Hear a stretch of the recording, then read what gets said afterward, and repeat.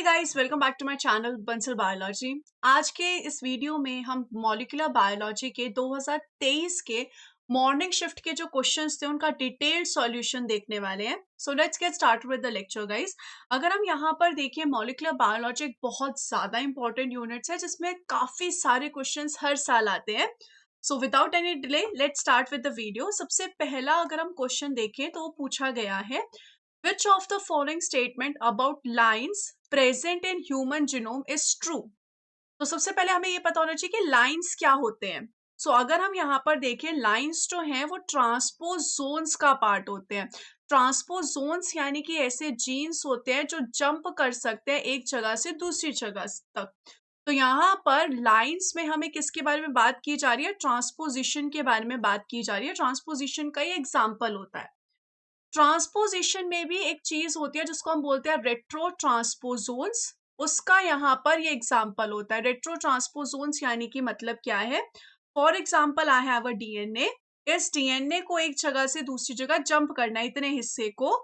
तो यहाँ पर ये वाला जो हिस्सा है पहले एमआरएनए बनाएगा, उस एमआरएनए से फिर से रिवर्स ट्रांसक्रिप्शन करके डीएनए बनाएगा, और ये जो डीएनए है फिर कहीं नई जगह पर जाकर क्या करेगा? चिपक जाएगा। यानी कि एक जगह से उसने दूसरी जगह जंप किया, लेकिन via making a RNA. So that's why it is known as retrotransposon. अब यहाँ पर आपके सामने कुछ स्टेटमेंट्स है, जैसे कि लाइंस जो होते हैं preferentially localize to AT rich region. Lines cannot transpose independently. By parasiting on the sign element transposition machinery, line can attain very high copy number. The ALU family is the most prominent line family in terms of copy number. अगर हम यहाँ पर देखें, यहाँ पर जो line होते हैं वो 80 रीजन में प्रेफरेंशियली लोकेलाइज होते हैं। अगर हम बाकी बातें देखें तो रॉन्ग है। Lines can not transpose independently, बिल्कुल गलत बात है। क्योंकि अगर किसी को ट्रांसपोजिशन करना है तो उसके पास ये एबिलिटी होनी चाहिए कि उसके पास खुद के एंजाइम्स प्रेजेंट होने चाहिए। और ये जो लाइंस है इनके पास खुद के एंजाइम्स बनाने की कैपेबिलिटी होती है। इनके पास ORF1 और ORF2 होते हैं जो कि एंजाइम्स बना सकते हैं। तो ये इंडिपेंडेंटली आराम से जा सकते हैं। ये पैरासाइट नहीं होते साइंस के ऊपर। इनफैक्ट साइंस जो होते हैं वो लाइंस के ऊपर डिपेंडेंट होते हैं, बिकॉज साइंस के पास खुद के एंजाइम्स बनाने की एबिलिटी नहीं है। उनके पास वो सारे एंजाइम्स बनाने के लिए जीन ही नहीं है। तो ये वाला ऑप्शन गलत है। The ALU family is the most prominent line family नहीं। जो ALU फैमिली होती है वो एक्चुअली साइन के अंदर आती है, ना कि लाइंस के अंदर। तो ये स्टेटमेंट भी यहाँ पर क्या हो गई? गलत हो गई। तो इस हिसाब से ए ऑप्शन बिल्कुल सही है। Lines preferentially localize at 80 rich DNA. और बाकी के जितनी भी स्टेटमेंट्स है वो गलत हो गई है। ट्रांसपोजिशन से ये क्वेश्चन था। Let's move towards the next question. Next question था, which of the following mRNA is most likely to be exported out of the nucleus? अगर हम नॉर्मली एक यूकैरियोटिक सेल की बात करें तो एक यूकैरियोटिक सेल में क्या देखा जाता है कि आपका जो आरएनए है वो बेसिकली न्यूक्लियस के अंदर सिंथेसाइज होता है। वी हैव अ डीएनए और इस डीएनए से ट्रांसक्रिप्शन करके एमआरएनए बनता है। अब ये जो एमआरएनए उसको न्यूक्लियस से साइटोप्लाज्म में एक्सपोर्ट किया जाता है ताकि इस एमआरएनए का ट्रांसलेशन करके आप प्रोटीन की सिंथेसिस कर सको। तो अब ये लोग आपसे पूछ रहे हैं कि किस तरीके का एमआरएनए आप एक्सपोर्ट कर सकते हो बाहर, कौन सा एमआरएनए आप बाहर भेज सकते हो। Very easy question. यहाँ पर आप देख सकते हैं कि एक जो एमआरएनए है उसका क्या क्या हो जाना चाहिए। एक तो स्प्लाइसिंग हो जाना चाहिए, यानी कि उसमें से इंट्रॉन रिमूव हो जाने चाहिए। दूसरी चीज, उसकी 5 प्राइम एंड पे कैपिंग हो जानी चाहिए, सो दैट आपका उसका 5 प्राइम एंड प्रोटेक्टेड रहे, कोई एंजाइम्स आके उसको डिग्रेड ना कर सके 5 प्राइम एंड से। सिमिलरली 3 प्राइम एंड पे उसके पास एक पॉली ए टेल प्रेजेंट होनी से चाहिए, सो दैट वो प्रोटेक्टेड रहे 3 प्राइम एंड से भी। तो क्या क्या हो सकता है यहाँ पर? Spliced RNA associated with poly A binding and cap binding complex. तो पॉली ए बाइंडिंग कॉम्प्लेक्स होना चाहिए, कैप बाइंडिंग कॉम्प्लेक्स होना चाहिए। मिसप्लाइस्ड आरएनए नहीं जाएगा। Spliced RNA with the associated spliceosomal complex. Spliceosomal complex क्या होता है? बेसिकली वो कॉम्प्लेक्स जो स्प्लाइसिंग कराता है। तब तक ट्रांसपोर्ट नहीं होगा जब तक स्प्लाइसिंग कंप्लीट नहीं हो गई, जब तक ये कॉम्प्लेक्स हट नहीं गया हो।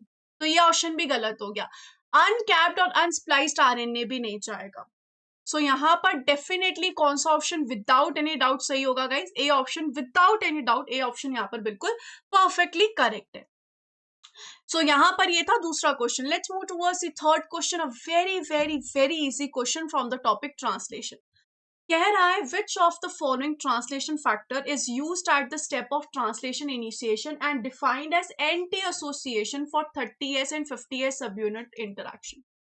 अगर हम यहाँ पर देखें, जब ट्रांसलेशन की शुरुआत होती है तो सबसे पहले इस तरीके से सिर्फ 30S दैट इज स्मॉलर सब यूनिट ऑफ राइबोसोम आता है। इसके ऊपर यहाँ पर कौन आएगा? इसके ऊपर इस तरीके से mRNA आता है। इस mRNA के ऊपर tRNA आता है अमाइनो एसिड को लेकर। आफ्टर दैट यहाँ पर जो लार्जर सब यूनिट होती है दैट इज 50S सब यूनिट वो आती है। तो 50S सब यूनिट और 30S सब यूनिट इनिशियली एसोसिएटेड नहीं होती है।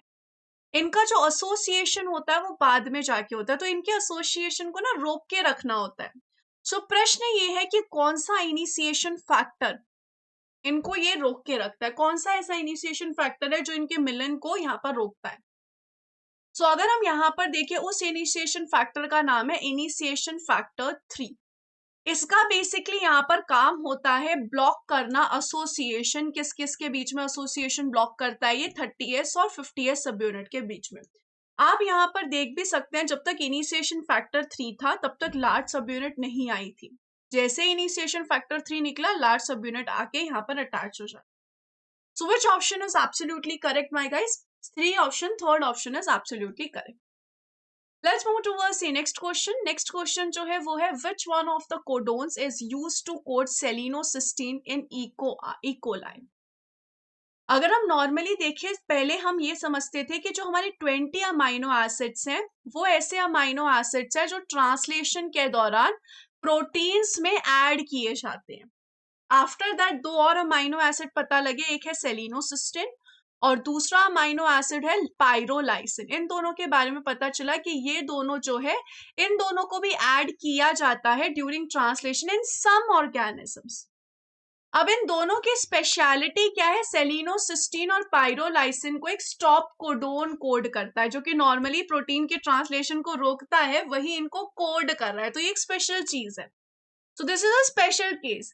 सो ये चीज हम यहाँ पर देखते हैं इकोलाई में या ऐसे बैक्टीरिया में जो प्रिमिटिव ऑर्गेनिजम्स है उनमें देखा जाता है। और सेलिनोसिस्टीन को specifically UGA codon, stop codon जो है कोड करता है। Normally it's a stop codon, but in this condition it is coding it. तो यहाँ पर कौन सा ऑप्शन सही हो जाएगा? A option is absolutely correct. काफी आसान क्वेश्चन था ये भी। Let's move towards the next question. Next question अगर हम यहाँ पर देखें तो पूछ रहा है which of the following statements about site specific recombinase is not true. So यहाँ पर साइट स्पेसिफिक रिकॉम्बिनेस की बात कही गई है। ये जो 4 ऑप्शन है, इन चारों ऑप्शंस में CSIR ने पूरा साइट स्पेसिफिक रिकॉम्बिनेस के एग्जाम्पल्स डाल दिए। अब आपको इन चारों के बारे में पता होना चाहिए, तभी आप ये बता पाएंगे कि इनमें से कौन सा नॉट ट्रू है। जो हम नॉर्मली करते हैं, रिकॉम्बिनेशन का मतलब क्या होता है? For example, if I have this DNA and if I have this DNA, मेरे पास 2 DNA है, तो इन दोनों के बीच में क्या हो सकती है? रिकॉम्बिनेशन हो सकती है। What will happen due to recombination? Recombination की वजह से इनका जो जेनेटिक मटेरियल है उसमें क्या हो सकता है? एक्सचेंज हो सकता है। इस तरीके से इनके जेनेटिक मटेरियल में क्या हो सकता है? एक्सचेंज हो सकता है। सो यहाँ पर ऐसे साइट स्पेसिफिक रिकॉम्बिनेशन चलती है। इसमें अगर हम यहाँ पर स्पेसिफिकली डी ऑप्शन को देखें, क्योंकि डी ऑप्शन जो है इस कंडीशन में बिल्कुल रॉन्ग है। इसमें क्या बोला गया है कि जो XCR recombinase mediated monomerization of chromosome dimers होते हैं, जब यहाँ पर XCR रिकॉम्बिनेशन चलता है और उस कंडीशन में जब FTSK प्रेजेंट होता है, तो उस कंडीशन में XERC को एक्टिवेट किया जाता है। जबकि XERC तब एक्टिव होता है तुरंत जब FTSK नहीं प्रेजेंट होता, तब पहले XERC को एक्टिवेट किया जाता है। But when FTSK is present, तो उस कंडीशन में पहले XCRD आएगा, उसके बाद फिर XERC को एक्टिवेट किया जाएगा। सो यहाँ पर ये बात गलत है। The interaction of FTSK with XCRCD activates XCRC. No, first it will activate XCRD and then that will be activate. सो यहाँ पर डी ऑप्शन जो है बिल्कुल गलत है, और इन्होंने नॉट ट्रू पूछा था, तो उस हिसाब से डी ऑप्शन जो होगा वो हमारे क्वेश्चन के हिसाब से बिल्कुल करेक्ट बैठ जाएगा। बाकी के तीन ऑप्शंस जो है वो बिल्कुल सही है। The cre recombinase is believe to mediate the circularization of P1 fast during infection of the bacterial host, कि जब यहाँ पर एक बैक्टीरियोफाज बैक्टीरिया को इन्फेक्ट करता है तो उस कंडीशन में क्री रिकॉम्बिनेज फास्ट के डीएनए को सर्कुलराइज कर देता है। ऐसे ही gamma integrase can not mediate integration of the gamma genome into the host cell without the help of accessory protein. बिल्कुल सही बात है, इसको असेसरी प्रोटीन्स की जरूरत होती है तभी ये काम कर पाता है। ऐसे ही हिन इनवर्टेज मेडिएटेड रिकॉम्बिनेशन में यहाँ पर एनहेंसर सीक्वेंस होता है, जिसकी वजह से, जिसकी हेल्प से यहाँ पर रिकॉम्बिनेशन हो पाती है। So it's a whole topic of recombination, ये पूरा एक टॉपिक है जिसमें से डी ऑप्शन जो है वो गलत है। If you move towards the next question यहाँ पर रिपेयर सिस्टम से CSIR ने इस बार पूछा था। क्वेश्चन पूछ रहा है the following statements are made about the E coli SOS response to DNA damage. SOS response की यहाँ पर स्पेसिफिकली बात की जा रही है। SOS रिस्पॉन्स एक ऐसा रिस्पॉन्स होता है जिसको एक्टिवेट किया जाता है जब बहुत सारे म्यूटेशंस जो है बॉडी में हो जाए, या फिर ऐसी कंडीशन में जिसमें यहाँ पर थाइमिडीन डाइमर के सिंथेसिस हो जाए, उस कंडीशन में यहाँ पर इसको एक्टिवेट किया जाता है। थाइमिडीन डाइमर कब बनते हैं? जब यूवी रेस को हमारा DNA एब्सॉर्ब कर लेता है और जो साथ साथ वाले थाइमिडीन है वो एक दूसरे के साथ बॉन्ड बना लेते हैं। तो इस कंडीशन में अगर हम यहाँ पर देखें स्टेटमेंट्स क्या है, सबसे पहली स्टेटमेंट यहाँ पर बोली गई है REC-A DNA filament complex stimulates the autoproteolytic activity of the LexA repressor.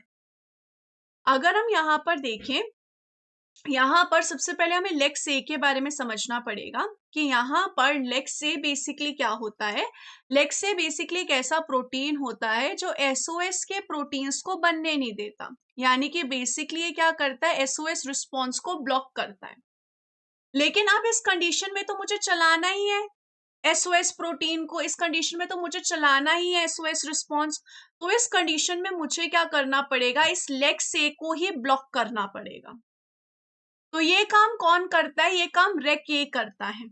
REC-A यहाँ पर क्या करता है, REC-A यहाँ पर लेक्स-A से अटैच होता है और लेक्स-A की जो प्रोटियोलाइटिक एक्टिविटी है उसको एक्टिवेट कर देता है, सो दैट लेक्स-A जो है वो खुद को खत्म कर सके। तो इन शॉर्ट जो REC-A है वो यहाँ पर किसको डिस्ट्रॉय करवाता है, लेक्स-A को खुद पे खुद डिस्ट्रॉय करा देता है। तो ए ऑप्शन तो पक्का सही है, ये गलत हो गया और ये गलत हो गया।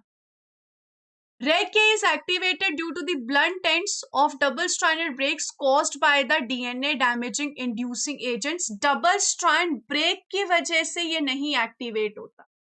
डबल स्ट्रैंड ब्रेक की वजह से होमोलॉगस रिकॉम्बिनेशन एक्टिवेट हो सकता है या फिर double strand break recombination activate होता है, लेकिन SOS उस कंडीशन में कुछ नहीं कर सकता। The SOS response includes the activation of synthesis of translation polymerase. ये स्टेटमेंट बिल्कुल सही है। आइए हम समझने की कोशिश करते हैं कि ये बात क्या कह रही है। आप यहाँ पर देख सकते हैं कि REC-A जो है उसने यहाँ पर UMUD डैश बनवाया, UMUC आके UMUD डैश से ज्वाइन हुआ, और ये जो स्ट्रक्चर है इसको हम DNA पॉलीमरेज 5 कहते हैं, जो कि एक ट्रांसलेशन पॉलीमरेज है। कहने का क्या मतलब है, जब नॉर्मली एक रेप्लिकेशन फॉर एग्जांपल चल रही है और यहाँ पर समझो ये डाइमर प्रेजेंट है, उस कंडीशन में जब यहाँ पर DNA पॉलीमरेज 3 रेप्लिकेशन करता है तो वो यहाँ पर ये जो स्ट्रक्चर है इसको रेप्लिकेट नहीं कर पाएगा, बिकॉज ये नॉर्मल स्ट्रक्चर नहीं है, यहाँ पर डाइमर प्रेजेंट है। तो उस कंडीशन में DNA पॉलीमरेज 3 क्या हो जाता है, रिलीज हो जाता है। अब इस कंडीशन में आप ऐसे रेप्लिकेशन को नहीं छोड़ सकते हो, because you have a single stranded DNA जिसके ऊपर एक और DNA की सिंथेसिस चल रही थी। सो इस कंडीशन में यहाँ पर किसको बुलाया जाएगा, यहाँ पर बुलाया जाएगा DNA पॉलीमरेज 5 को।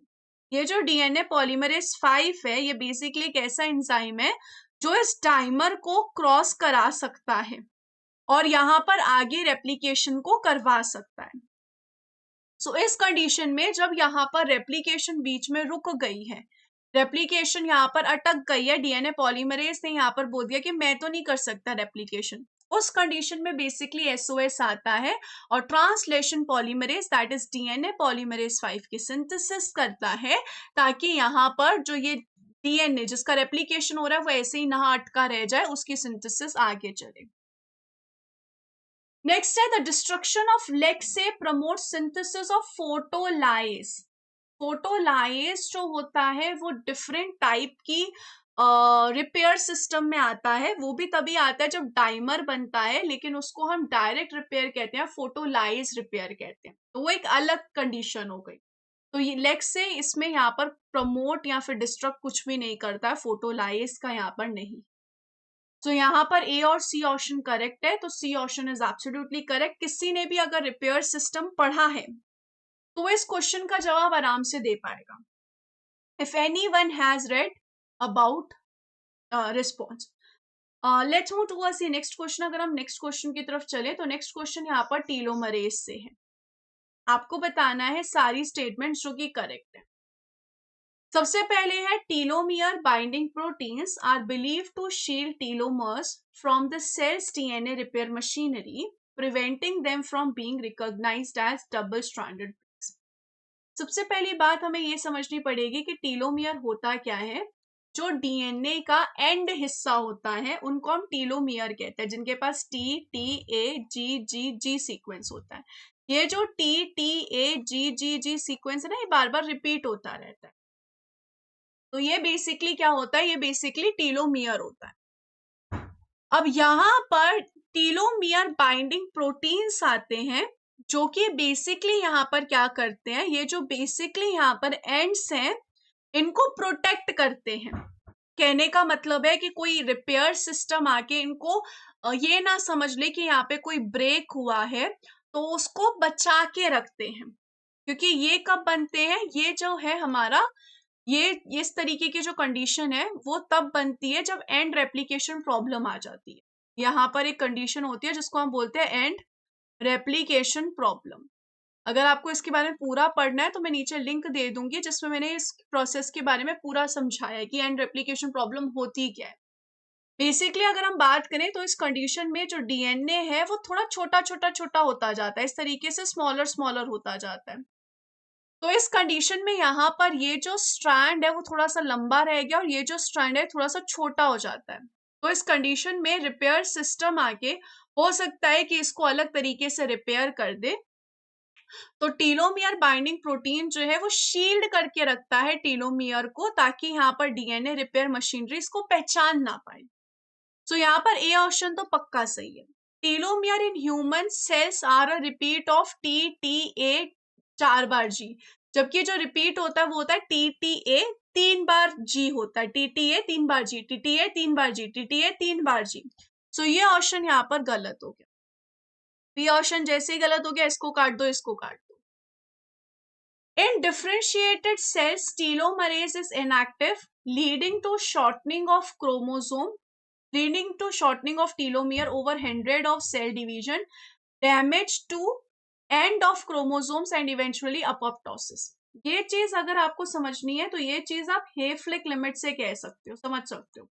अगर हम हेफलिक लिमिट की बात करें तो उसमें बताया जाता है कि नॉर्मली जो सोमैटिक सेल होता है हमारी बॉडी का वो सिर्फ और सिर्फ 330 टू 50 टाइम डिवाइड हो सकता है।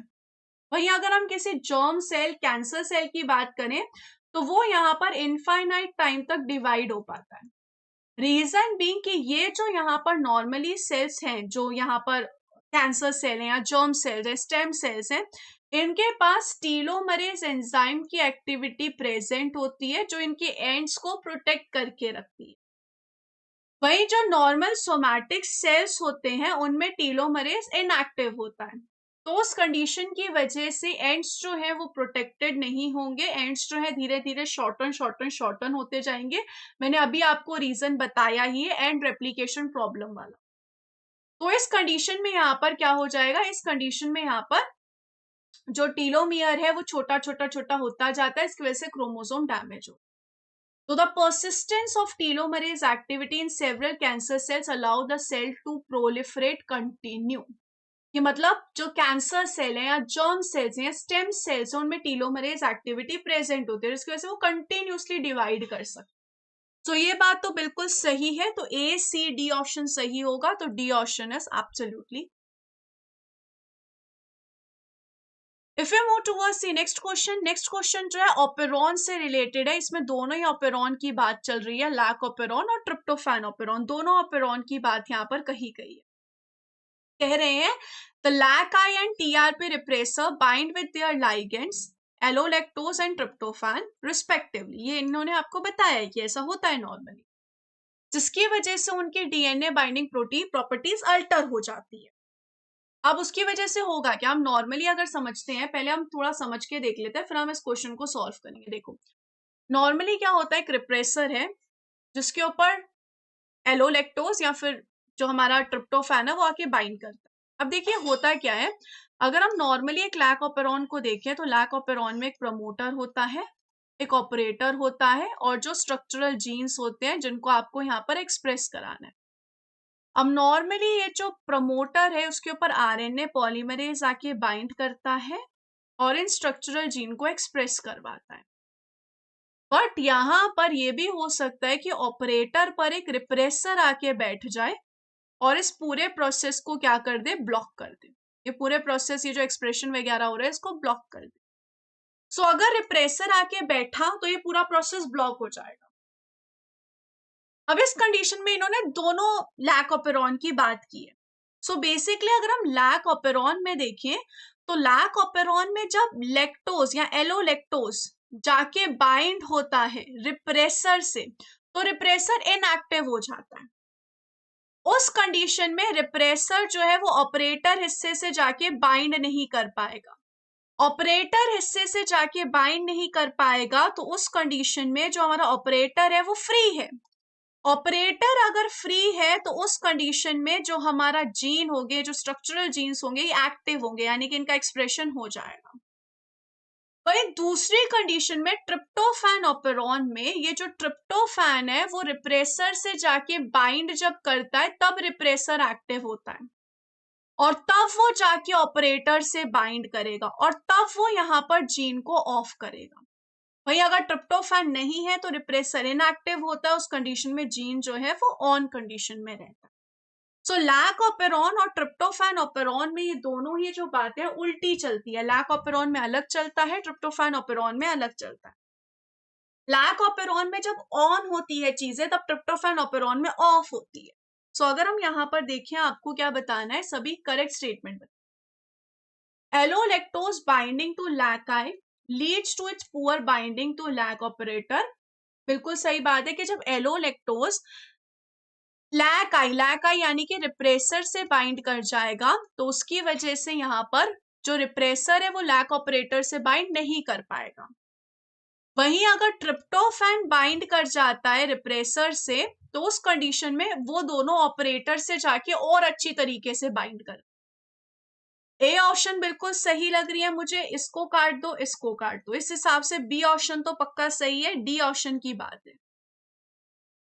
Binding of allolactose and tryptophan to LAC-I and TRP respectively leads to activation of their corresponding operons। क्या दोनों ही कंडीशन में ऑपेरॉन चालू होगा? नहीं, ऑपेरॉन सिर्फ तब चालू होगा जब एलोलेक्टोज उसके रिप्रेसर से बाइंड करेगा। अगर ट्रिप्टोफैन ने उसके रिप्रेसर से बाइंड कर लिया तो जीन ऑफ हो जाएगा। तो ये स्टेटमेंट गलत हो गई है, तो उस हिसाब से ए ऑप्शन सही है। बी ऑप्शन क्या कह रहा था, allolactose binding to LAC-I leads to induction of lac operon whereas tryptophan binding to TRP leads to the repression। बिल्कुल सही बात है यहाँ पर कि यहाँ पर अगर एलोलेक्टोज बाइंड होगा तो एक्टिवेशन होगा, अगर ट्रिप्टोफैन रिप्रेसर पे जाके ट्रिप्टोफैन आके बाइंड होगा तो रिप्रेशन होगा।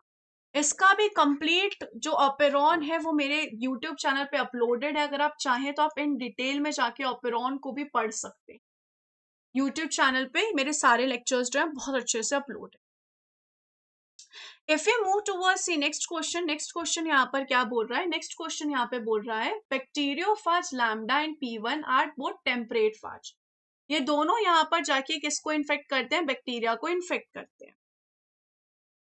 दोनों यहाँ पर लाइटिक साइकिल और लाइसोजेनिक साइकिल जाते हैं। लाइटिक साइकिल का मतलब क्या है कि बैक्टीरिया तुरंत अपनी बहुत सारी कॉपीज बैक्टीरियोफाज तुरंत अपनी बहुत सारी कॉपी बनाएगा और बैक्टीरिया को क्या कर देगा? डिस्ट्रॉय कर देगा। लाइसोजेनिक साइकिल में वो तुरंत डिस्ट्रॉय नहीं करता है, कुछ टाइम के बाद डिस्ट्रॉय करता है। सो आपको बताना है इनमें से कौन सी स्टेटमेंट इनकरेक्ट है। सो अगर हम नॉर्मली लैम्डा फाज को देखें, लैम्डा फाज जब लाइसोजेनिक साइकिल चलाता है और अपना जेनेटिक मटेरियल बैक्टीरिया के अंदर डालता है, तो ये जो बैक्टीरियोफाज का जेनेटिक मटेरियल है, ये बैक्टीरिया के जेनेटिक मटेरियल के साथ जाके अटैच हो जाता है और उसके साथ डिवाइड करता रहता है। वहीं P1 फाज में ये जो बैक्टीरियोफाज है, इसका जेनेटिक मटेरियल बैक्टीरिया में जाता है और अलग से एज अ प्लाज्मिड के तौर पे क्या करता रहता है? रेप्लिकेट करता रहता है। सो इन दोनों के जो लाइसोजेनिक साइकिल चलाने का तरीका है, वो दोनों का ही अलग अलग है। वो अलग तरीके से लाइसोजेनिक साइकिल चलाएगा और वो अलग तरीके से लाइसोजेनिक साइकिल चलाएगा। सो इनमें से आपको इनकरेक्ट स्टेटमेंट बताना है। सो यहाँ पर हम बड़े आराम से कह सकते हैं, बड़े प्यार से कह सकते हैं कि in their lysogenic states both lambda and P1 phage are integrated to the genome. No, सिर्फ लैम्डा फाज जो है वो इंटीग्रेट होता है इकोलाई के जीनोम के साथ। P1 फाज जो है वो अलग से एज अ प्लाज्मिड के तौर पे प्रेजेंट रहता है। यहाँ पर आपसे इनकरेक्ट स्टेटमेंट पूछी गई थी, सी ऑप्शन इनकरेक्ट हो। Both lambda and P1 phage are double stranded DNA viruses, बिल्कुल सही बात है। इन लाइसोजेनिक स्टेट लैम्डा जो होता है वो इंटीग्रेट करता है जीनोम के साथ और P1 जो होता है वो प्लाज्मिड के तौर पे रहता है, सही बात है। In their lytic cycle both the phages occur in plasmid form in E coli, बिल्कुल सही बात है कि अगर लाइटिक साइकिल चला रही हो तो दोनों के दोनों जो होते हैं वो प्लाज्मिड के तौर पे रहते हैं, सेल्फ रेप्लिकेशन करते हैं, सेल को डिस्ट्रॉय करते हैं, आगे बढ़ जाते हैं। सो यहाँ पर जो इनकरेक्ट था वो कौन सा था? सी ऑप्शन जो है वो incorrect. Let's move towards the next question. Next question जो है वो फिडेलिटी के ऊपर है। फिडेलिटी का मतलब क्या होता है कि कितनी एक्यूरेसी से आप डीएनए रेप्लिकेशन कर पा रहे हो, कितना एक्यूरेट है आपका डीएनए रेप्लिकेशन। तो मतलब हम ये कोशिश करते हैं जब डीएनए रेप्लिकेशन करते हैं कि गलत न्यूक्लियोटाइड जो है वो लीस्ट से लीस्ट ऐड हो। हम ये कोशिश करते हैं कि करेक्ट न्यूक्लियोटाइड ही ऐड किया जाए। तो इस कंडीशन में अगर हम यहाँ पर देखें the 5' to 3' exonuclease activity of the replicative DNA polymerase. देखिए 5' to 3' जो एक्सोन्यूक्लियस एक्टिविटी होती है वो बेसिकली मदद करती है प्राइमर के रिमूवल में। वो बेसिकली मदद करती है सिर्फ प्राइमर के रिमूवल में, या फिर वो बेसिकली मदद करती है निक ट्रांसलेशन में। वहीं अगर हम यहाँ पर देखें जो 3' to 5' एक्सोन्यूक्लियस एक्टिविटी होती है डीएनए पॉलीमरेज की, वो बेसिकली मदद करती है अगर गलती से भी कोई रॉन्ग न्यूक्लियोटाइड इनकॉर्पोरेट हो गया तो उसको रिमूव करने का। तो यहाँ पर 5' to 3' एक्सोन्यूक्लियस एक्टिविटी नहीं होना चाहिए था, इंस्टेड 3' to 5' एक्सोन्यूक्लियस एक्टिविटी होता तो सही हो जाता ऑप्शन। ए ऑप्शन गलत है, ए ऑप्शन गलत है, इसको काट दो, इसको काट दो। इससे मुझे पता चल गया बी और सी तो सही है, अब डी ऑप्शन है। Removal of incorrectly incorporated nucleotides by the mismatch repair system. क्या यही सिर्फ हमारी फिडेलिटी को इंक्रीज करता है? जो यहाँ पर हमारा इनकॉर्पोरेटली इंसर्ट किया जाता है डीएनए में न्यूक्लियोटाइड को, उसको क्या मिसमैच रिपेयर हेल्प करेगा? बिल्कुल हेल्प करेगा, इसलिए उसका नाम मिसमैच रिपेयर रखा गया ना। मिसमैच रिपेयर का मतलब क्या होता है? फॉर एग्जांपल अगर यहाँ पर ओल्ड स्ट्रैंड के ऊपर जी था और जी की जगह न्यू स्ट्रैंड के ऊपर गलती से टी आ गया, जो कि नॉर्मली सी आता है जी के सामने, वहां पे टी आ गया, तो इसको ये जो रॉन्ग न्यूक्लियोटाइड है इसको यहाँ पर मिसमैच रिपेयर निकाल देता है और सी को इनकॉर्पोरेट कर दे। तो एक तरीके से गलत न्यूक्लियोटाइड को निकाल के करेक्ट न्यूक्लियोटाइड को डालने की वजह से जो फिडेलिटी है वो इंक्रीज हो गई है। सो फिडेलिटी अगर इंक्रीज हो गई है तो डी ऑप्शन तो भाई बिल्कुल करेक्ट है, डी ऑप्शन अगर करेक्ट है तो बी ऑप्शन करेक्ट हो। Imbalanced intracellular concentration of 4 DNTPs जो है वो हेल्प करता है फिडेलिटी में। Increased intracellular concentration of RNTPs resulting in increased incorporation of RNTPs during DNA synthesis which are not easily removed by polymerase proofreading activity। कह रहा है कि अगर इंक्रीज हो जाएगी RNTP की कॉन्सेंट्रेशन तो RNTPs ऐड हो जाएंगे DNA सिंथेसिस के दौरान, उसकी वजह से यहाँ पर पॉलीमरेज की जो प्रूफ रीडिंग एक्टिविटी है वो उसको इतनी इजीली रिमूव नहीं कर पाएगी। तो यहाँ पर जो बी ऑप्शन है वो बिल्कुल सही हो। If we move towards the next question यहाँ पर एंटीबायोटिक से रिलेटेड है। Which of the following statement is correct regarding the erythromycin inhibition? तो बेसिकली किससे रिलेटेड क्वेश्चन पूछ रहे हैं, एरिथ्रोमाइसिन इनहिबिशन से रिलेटेड पूछ रहे हैं। बहुत सारे एंटीबायोटिक्स होते हैं जैसे कि ट्यूनिकामाइसिन, कायरोमाइसिन, क्लोरमफेनिकॉल, बहुत सारे हैं जो कि यहाँ पर प्रोटीन सिंथेसिस को इनहिबिट करते हैं बैक्टीरिया में, ताकि बैक्टीरियल डेथ हो सके, क्योंकि बैक्टीरिया अगर प्रोटीन ही नहीं बना पाएगा तो जिंदा कैसे रहेगा। उन्हीं में से एक होता है एरिथ्रोमाइसिन। तो किस तरीके से एरिथ्रोमाइसिन इनहिबिट करता है प्रोटीन सिंथेसिस को, हमें ये समझना है। सो अगर हम यहाँ पर देखें एरिथ्रोमाइसिन जो होता है वो बेसिकली क्या करता है, फॉर एग्जांपल इस तरीके से हमारे पास ये राइबोसोम है और राइबोसोम में बेसिकली इस तरीके से प्रोटीन की सिंथेसिस हो रही है, टीआरएनए है और टीआरएनए के ऊपर एक certain number of amino acids बन गए, इस तरीके से अमाइनो एसिड्स जुड़ के प्रोटीन बन गया। बहुत सारे अमाइनो एसिड्स ने जोड़कर किसके सिंथेसिस कर लिया, प्रोटीन के सिंथेसिस कर लिया। अब बेसिकली यहाँ पर होता है क्या है, बेसिकली यहाँ पर एक एग्जिट चैनल प्रेजेंट होता है, एक एग्जिट चैनल प्रेजेंट होता है जिसकी वजह से ये जो प्रोटीन है ये बाहर निकलता है। एरिथ्रोमाइसिन बेसिकली क्या करता है, ये जो एग्जिट चैनल है इसको ब्लॉक कर देता है, ये जो एग्जिट चैनल है इसको ब्लॉक कर देता है। तो जिसकी वजह से यहाँ पर ये जो प्रोटीन्स हैं इनकी और सिंथेसिस नहीं हो पाएगी, इसमें और अमाइनो एसिड्स नहीं जुड़ पाएंगे बिकॉज इसका एग्जिट चैनल ही ब्लॉक्ड है। अब यहाँ पर जो ये प्रोटीन की चेन है और लंबी नहीं हो पाएगी। सो बेसिकली जो ट्रांसलोकेशन का सॉरी जो इलोंगेशन का स्टेप है वो ब्लॉक हो रहा है। स्टार्ट तो आपने कर दिया लेकिन इलोंगेशन नहीं हो पा रहा है। तो देख लियो ना, binding blocks the exit channel of the growing peptide thus inhibiting the translocation of the peptide. जो हमारा यहाँ पर एक्सिट चैनल है उसको इसने ब्लॉक कर दिया। अब इसकी वजह से यहाँ पर क्या होगा, यहाँ पर सिंथेसिस ब्लॉक होगी। तो ए ऑप्शन देखें, erythromycin inhibits protein synthesis eight the step of elongation. Step of elongation पे ब्लॉक करता है।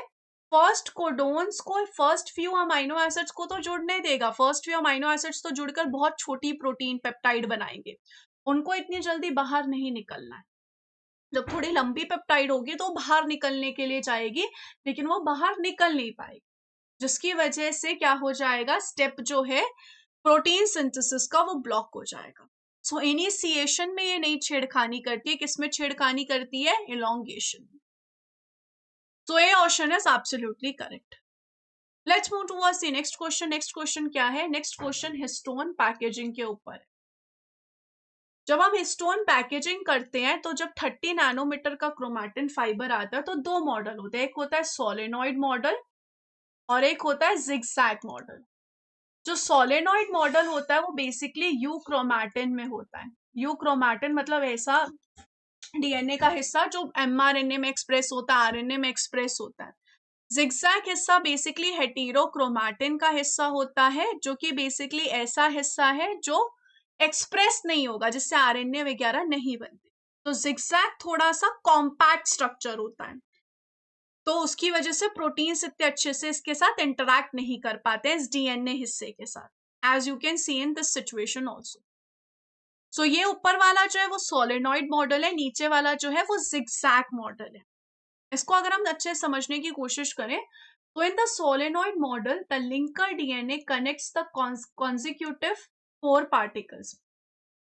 यहाँ पर अगर हम देखें तो इस तरीके से एक न्यूक्लियोसोम है, दूसरा न्यूक्लियोसोम है, तीसरा न्यूक्लियोसोम, इस तरीके से यहाँ पर डीएनए जो ये हिस्टोन है इसको पैक करती है, फिर यहाँ से दूसरे के पास जाती है, फिर तीसरे के पास जाती है, फिर चौथे के पास जाती है। तो यहाँ पर एक न्यूक्लियोसोम और दूसरा न्यूक्लियोसोम एक दूसरे से लिंकर डीएनए के थ्रू कनेक्टेड होते हैं। तो इस कंडीशन में क्या बोला है कि जब हम सोलेनॉइड मॉडल बनाते हैं तो ये जो साथ साथ वाले हिस्टोन्स बोल सकते हो आप, या फिर आप कोर पार्टिकल बोल सकते हो, आप न्यूक्लियोसोम बोल सकते हो, तो ये साथ साथ वाले जो हैं एक दूसरे के साथ जुड़े होते हैं। आप इस पिक्चर में भी ये चीज देख सकते हो। वहीं जब जिगजैग मॉडल आता है तब alternating nucleosomes become interacting neighbours. अब आप देख सकते हो कि जब जिगजैग मॉडल आता है तो उस कंडीशन में यहाँ पर क्या होगा, उस कंडीशन में यहाँ पर इस तरीके से ये डीएनए, अब ये जो लिंकर डीएनए वो इसको इसके साथ कनेक्ट करेगा, फिर इसको इसके साथ कनेक्ट करेगा, फिर इसको इसके साथ कनेक्ट करेगा। तो इस कंडीशन में क्या हो रहा है, कॉम्पैक्टनेस आ रही है, और इस कंडीशन में यहाँ पर जो अल्टरनेटिंग वाले हैं वो नेबर्स बन रहे हैं। कहने का मतलब है अल्टरनेटिंग वाले जो है वो साथ में एक दूसरे के से लिंकर डीएनए के थ्रू जुड़े हुए हैं। सो ए ऑप्शन भी सही है, बी ऑप्शन भी सही है, ये गलत हो गया, ये गलत। In the solenoid model, 12 nucleosomes are organized into 2 separate stalks, whereas 8 nucleosomes per turn make a single stack in the zigzag model. ऐसा नहीं होता है, दोनों में ही 6 होता है। You can see this also, 1 2 3 4 5 6, यहाँ पर भी 1 2 3 4 5 6, तो 6 ही होते हैं दोनों में, और इस तरीके से यहाँ पर क्रोमोसोम बनाते हैं बाद में जाके। तो सी गलत हो गया। Next, H1 histone is essentially required as per the zigzag model, not per the solenoid model. जो H1 है वो यहाँ पर दोनों में ही जरूरत होता है। H1 बेसिकली लिंकर डीएनए के ऊपर प्रेजेंट होता है और इंटरेक्शन को और स्ट्रॉन्गर बनाता है। एक तरीके से आप देख सकते हो कि पहले लिंकर डीएनए कितना फ्री था और अब लिंकर डीएनए कैसे अटैच सा प्रेजेंट है। सो दोनों में ही होता है, बी ऑप्शन भी गलत है। Chromatin fibers prepared with H4 histone that lack their histone tails could fold into the high ordered fibers. कहने का मतलब है कि फॉर एग्जाम्पल अगर हम हिस्टोन्स में देखें तो हिस्टोन में इस तरीके से टेल्स होती हैं कुछ, क्योंकि हिस्टोन प्रोटीन है तो उनके पास एंड टर्मिनल टेल होती है, यानी कि उनके यहाँ पर छोटी सी जो अमाइनो एसिड्स की चेन है वो बाहर की तरफ टेल की तरह प्रेजेंट होती है। सो अगर मैं इन टेल्स को कट भी कर दूं तो भी ये हिस्टोन आराम से डीएनए को पैक करके रख सकता है टाइटली। रीजन बीइंग ये जो टेल है वो यहाँ पर पोस्ट ट्रांसलेशनल मॉडिफिकेशन में ली जाती है, यानी कि इनको कब यूज किया जाता है, इनको यूज किया जाता है जब मुझे मॉडिफिकेशंस करनी है इन टेल्स की, और उन मॉडिफिकेशंस के हिसाब से मुझे डीएनए का एक्सप्रेशन करवाना है नहीं करवाना है वो सब मैं देखती हूँ। नॉर्मली जो हाई लेवल ऑफ पैकेजिंग होती है वो मेन कोर हिस्टोन और डीएनए के बीच में होती है, जिसमें अगर मैं टेल को कट भी कर दूंगी तो इतना इंपैक्ट नहीं होगा। सो यहाँ पर डी ऑप्शन जो होगा, सॉरी जो ई ऑप्शन होगा वो भी यहाँ पर क्या होगा, सही होगा। तो ए बी और ई ऑप्शन जो होगा वो एब्सोल्युटली करेक्ट होगा। If you move towards the next question, so next question जो है वो भी यहाँ पर हिस्टोन पैकेजिंग के ऊपर ही लिटिल बिट है। क्वेश्चन कह रहा है A researcher isolated chromatin from mammalian cells and digested with micrococcal nuclei. देखो इसको समझने की कोशिश करते हैं। नॉर्मली जब हमारे पास इस तरीके से एक प्रोटीन है और उस प्रोटीन पे जब यहाँ पर डीएनए है तो ये वाला जो डीएनए है कि प्रोटीन के पास छुप गया है, तो एंजाइम उसको इतने इजीली कट नहीं कर पाएगा। वहीं ये वाला जो हिस्सा जो बहुत फ्री प्रेजेंट है, इस हिस्से को आराम से कट कर लिया। रीजन भी कि प्रोटेक्टेड नहीं है, देखो बाहर निकला हुआ है, प्रोटेक्टेड नहीं है। जिस हिस्से के ऊपर ऑलरेडी प्रोटीन प्रेजेंट है वो हिस्सा इतने इजीली कटेगा नहीं। तो इन्होंने यहाँ पर माइक्रोकोकल न्यूक्लियस डाले हैं ताकि वो इस क्रोमैटिन को डाइजेस्ट कर सके। क्रोमैटिन क्या होता है वो अभी हमने देखा ही, जो पैकेजिंग है हिस्टोन के ऊपर डीएनए। इन्होंने 1 आर माइक्रोकोकल न्यूक्लियस डाला, 3 आर के लिए डाला, 6 आर के लिए डाला, 12 आर के लिए। जितनी ज्यादा देर के लिए डालोगे वो उतनी ज्यादा डीएनए से इंटरैक्ट कर पाएगा और उतनी ज्यादा कटिंग कर पाएगा डीएनए। कह रहा है उसके बाद DNA was purified for all the digested chromatin samples. फिर हमने प्यूरिफाई किया और जितना भी हमें डाइजेशन मिला उनको हमने प्यूरिफाई करके अलग अलग ट्यूब में लगाया। उसके बाद 2 independent Southern blot hybridization experiment were perform. कह रहा है कि जो भी आपको इस तरीके से समझो, मेरे को बहुत सारे ऐसे फ्रेगमेंट्स मिल गए छोटे छोटे छोटे छोटे। अब इसके साथ मैंने क्या किया, सदर्न ब्लॉटिंग किया और प्रोब आकर यहाँ पर इनके साथ आके कॉम्प्लीमेंट कर जाएगा, इनके साथ डबल स्ट्रैंडेड डीएनए बना लेगा। प्रोब क्या होता है? प्रोब एक ऐसा हिस्सा होता है जो हमारे पास जो पैच है डीएनए का उसके साथ जाके हाइब्रिडाइज हो सकता है। हमने वो प्रोब खुद से डिजाइन किया होता है। वो प्रोब ऐसा ही होता है जो डीएनए के साथ जाके क्या कर सकता है, अटैच हो सकता है।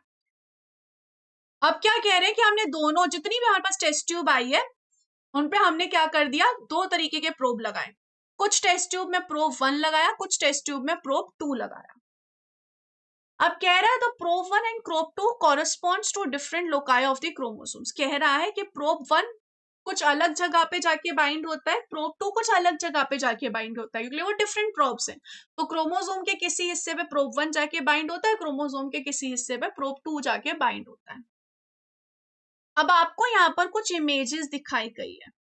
आप प्रोब 1 को देख सकते हो कि प्रोब 1 जहां पर बाइंड हो रहा है वहां पर 1 आर के बाद 3 आर के बाद 6 आर के बाद 12 आर के बाद एक मोटा हमें बैंड मिल रहा है। वही प्रोब 2 जहां पे जाके बाइंड हो रहा है वहां पर 1 आर पे तो बहुत मोटा बैंड मिल रहा था, लेकिन 12 आर पे जाके बहुत पतला बैंड मिल रहा है। इसका मतलब हम क्या समझ सकते हैं, प्रोब 2 से हम समझने की कोशिश करते हैं कि जब 1 आर होगा तब डीएनए इतना ज्यादा कट नहीं हुआ होगा, तब डीएनए का साइज अच्छा खासा होगा, तो प्रोब आराम से जाके उससे इंटरैक्ट किया और हमें मोटा बैंड दिया। लेकिन जब 12 आर हो गए थे तब मोस्ट ऑफ द डीएनए बिल्कुल छोटे छोटे छोटे छोटे टुकड़ों में टूट गए, जिसकी वजह से प्रोब उनसे जाके इतने अच्छे से इंटरैक्ट कर ही नहीं पाया। अगर प्रोब उनसे जाके इंटरैक्ट करेगा ही नहीं तो यहाँ पर हमें मोटा बैंड नहीं दिखेगा। ये जो सेकंड वाला इलेक्ट्रोफोरेसिस का डायग्राम है, इससे हम यही समझ सकते हैं। क्या समझ सकते हैं कि जब 1 आर हुआ था तब डीएनए उतना ज्यादा कटा नहीं था, यानी कि डीएनए के ऊपर इतना ज्यादा न्यूक्लियस एक्ट नहीं किया था, लेकिन 12 आर तक न्यूक्लियस अच्छा खासा एक्ट कर गया और डीएनए छोटे छोटे टुकड़ों में टूट गया। वही प्रोब 1 जिस लोकेशन पे ऐड किया है उस लोकेशन पे माइक्रोकोकल न्यूक्लियस उतना ज्यादा डीएनए को कट नहीं कर पाया। अब इसका रीजन क्या होगा, क्यों इतना ज्यादा कट नहीं कर पाएगा? क्योंकि वो डीएनए बहुत अच्छे से प्रोटीन से प्रोटेक्टेड होगा। जो हिस्टोन प्रोटीन्स है और या फिर कोई बाकी के जो प्रोटीन्स है वो इस डीएनए से काफी अच्छे से अटैच होंगे, तो उसको प्रोटेक्टेड रख रहे हैं। तो कोई और एंजाइम उन पे आके एक्ट नहीं कर पा रहा है, जो माइक्रोकोकल है वो उन पे आके एक्ट नहीं कर पा रहा है उतने अच्छे से। सो यहाँ पर अगर हम देखें, आप ये वाला डायग्राम भी यहाँ पर देख सकते हो, आप इस डायग्राम को भी देख के और अच्छे से समझ सकते हो कि क्या होता है यहाँ पर। यहाँ पर बेसिकली जो हिस्टोन है उसको यहाँ पर क्रोमोसोम रैप करके, डीएनए रैप करके रखता है। जब न्यूक्लियस आता है तो डाइजेशन तो होती है, लेकिन किस हिस्से की? जहां पर डीएनए फ्रीली प्रेजेंट है। जहां पर हिस्टोन्स प्रेजेंट है उस पे नहीं कट कर पाता है। रीजन क्या होता है? रीजन सिर्फ ये होता है कि यहाँ पर जो ये हिस्सा है वो प्रोटेक्टेड है, दूसरा एंजाइम उसको पढ़ ही नहीं पा रहा है, पहचान ही नहीं पा रहा है, रिकॉग्नाइज ही नहीं कर पा रहा है। लेकिन अगर आप बहुत देर तक एंजाइम रखोगे, बहुत एक्सटेंसिव डाइजेशन करोगे, उसमें ऐसा हो जाएगा कि आपको यहाँ पर जो है छोटे छोटे छोटे बैंड्स मिलने लगेंगे, और अगर आप नॉर्मल करोगे तो उसमें आपको बड़े बड़े बैंड मिलेंगे, उसमें दूर दूर कटिंग होगी। सो यहाँ पर अगर हम देखें क्या बोला गया है, size of probe 2 is smaller than probe 1। हम कैसे कह सकते हैं कि प्रोब 2 का साइज छोटा है प्रोब 1 से? क्योंकि अगर हम 1 आवर में देखें तो 1 आवर में तो दोनों ने सेम तरीके के बैंड दिए, और प्रोब 1 और प्रोब 2 को हम कैसे फाइंड आउट कर सकते हैं? हम तो डीएनए देख सकते हैं कि हमारे पास जो डीएनए है वो उसकी बात कर सकते हैं, प्रोब की हम कैसे बात कर सकते हैं? जो हमारे पास DNA we can talk about that कि वो कटा है या नहीं कटा है, कितना कटा है। प्रोब की we can't talk about that, हम उसके बारे में बात नहीं कर सकते। दूसरी चीज, जब हमने यहाँ पे प्रोब 1 डाला है तभी हमें सेम हाइट पे यहाँ पे बैंड मिल रहे हैं। जब प्रोब 2 डाला है तभी भी हमें सेम हाइट पे बैंड मिल रहे हैं। तो इसमें हम यहाँ पर प्रोब 2 के बारे में कमेंट इतना नहीं कर सकते, ये स्टेटमेंट तो गलत हो। प्रोब 1 में corresponds to the centromeric region of the chromosome. अब देखो, सेंट्रोमेरिक हिस्सा कौन सा हिस्सा होता है? सेंट्रोमेरिक हिस्सा होता है हेटेरोक्रोमैटिन का। हेटेरोक्रोमैटिन का हिस्सा यानी कि बहुत कॉम्पैक्ट हिस्सा, यानी कि ऐसा हिस्सा जहां पर प्रोटीन्स बहुत टाइटली ऑलरेडी इंटरैक्ट कर रहे हैं डीएनए से। तो उस कंडीशन में जो न्यूक्लियस है उसको इतना मौका नहीं मिला होगा इस डीएनए के साथ इंटरैक्ट करने का, इसलिए ये जो डीएनए वो बहुत ज्यादा छोटे छोटे टुकड़ों में टूटा नहीं। इस वजह से आपको जो चारों कंडीशन है उसमें बैंड बहुत मोटा दिख रहा है। रीजन बीइंग क्योंकि यहाँ पर सेंट्रोमेरिक हिस्सा था। सेंट्रोमेरिक हिस्सा मतलब ऑलरेडी डीएनए बहुत कंडेंस्ड था, यानी कि इस कंडीशन में किसी नए प्रोटीन्स को मौका ही नहीं मिलेगा इतना ज्यादा इंटरैक्ट करने का। तो यहाँ पर इसलिए हमें सेम तरीके का बैंड मिल रहा है। नेक्स्ट, प्रोब 1 में कॉरस्पॉन्ड टू अ हाइपोमिथाइलेटेड लोकस। देखो, हाइपोमिथाइलेटेड का मतलब होता है कि डीएनए इतना कॉम्पैक्टली पैक्ड नहीं है प्रोटीन के साथ। अगर यहाँ पर हाइपर मिथाइलेशन होती तो उसका मतलब होता है कि डीएनए जो है प्रोटीन के साथ कॉम्पैक्टली पैक है, लेकिन हाइपो का मतलब है लूजली है। तो हाइपो नहीं होगा, हाइपर होगा, ज्यादा मिथाइलेशन होनी चाहिए। प्रोब 2 में कॉरस्पॉन्ड टू यूक्रोमैटिन लोकस। बिल्कुल सही बात है कि इस कंडीशन में यूक्रोमैटिन लोकस होगी, इतना ज्यादा कॉम्पैक्टली पैक नहीं होगा। थिंग्स जो होगी बहुत ज्यादा अवेलेबल होगी, डीएनए जो होगा वो अवेलेबल होगा। तो न्यूक्लियस ने पहले उसको थोड़ा कट किया, फिर धीरे धीरे ज्यादा ही कट करते जा रहे हैं क्योंकि आप उसको उतने ज्यादा टाइम के लिए रख रहे हैं। सो यहाँ पर बी और डी ऑप्शन जो होगा वो बिल्कुल परफेक्टली करेक्ट हो। सो गाइस, यही क्वेश्चंस थे मॉल बायो से रिलेटेड जो कि आए हुए थे मॉर्निंग शिफ्ट में। अगर आपको इवनिंग शिफ्ट का भी एक्सप्लेनेशन चाहिए तो आप मुझे नीचे कमेंट सेक्शन में जरूर बताइएगा, और ऐसे ही एक्सप्लेनेशन के वीडियोस अगर आपको बाकी यूनिट्स के लिए भी चाहिए तो जरूर बताइएगा। इसके अलावा आप मेरे ऐप पे आकर पढ़ सकते हो। ऐप का नाम है बंसल बायोलॉजी। उस पे आके आप मेरे साथ स्टडी कर सकते हो दिसंबर 2023 के लिए, एज वेल एज जून 2024 के लिए आप मेरे साथ आके प्रिपेयर कर सकते हो। मेरी वेबसाइट पे भी जाके आप विजिट कर सकते हो जिसका नाम है www.bansalbiology.com। आप वेबसाइट पे जाके चेक कर सकते हो, ऐप डाउनलोड कर सकते हो। आप ऐप का लिंक मैं नीचे कमेंट सेक्शन पे पिन कर। और मॉलिक्यूलर बायोलॉजी के जितने भी फ्री लेक्चर्स हैं यूट्यूब पे आप उन सबको देख सकते हो, उसमें भी हमने बहुत अच्छे से चीजें एक्सप्लेन कर रखी। और कंप्लीट प्रेप मेरे साथ करनी है तो मेरे साथ ज्वाइन कर सकते हो मेरे ऐप पे। Wish you all the very best guys. जरूर बताइएगा ऐसे वीडियोस आपको कैसे लगे। Take care of yourself. Thank you so much guys.